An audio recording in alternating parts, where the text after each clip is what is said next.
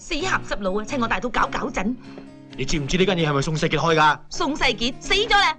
死人宋世傑啊，死都死得唔着時。咁啊點至知為之着時咧？兩位，你有乜水？我係呢度嘅掌櫃，係死一早死啊嘛，唔使我哋喺山西白行一趟嚟廣州。你哋由山西咁遠嚟㗎？喺山西只出到啲咁優良嘅品種嘅啫。兩位做官嘅頂啦。山西布政司，咦？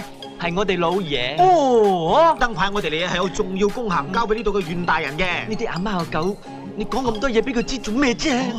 兩位都的而且確係機靈過人啊！唔好講咁多啦，客滿咪真係冇貨啊！客咩滿啊？篤數嘅啫。兩位請坐。好點會錯啊？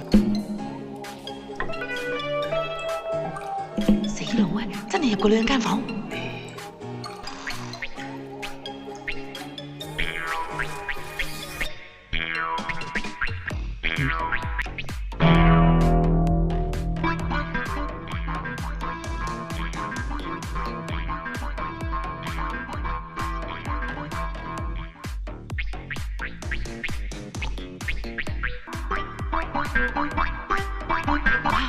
呢個死仆！邊個叫我個名？係你？半夜三更，你一個婦道人家，鬼鬼祟祟，蛇頭鼠眼，成個淫樣潛入兩個馬佬嘅房間裏頭，想點？講啦嘛你。咁你要講啦。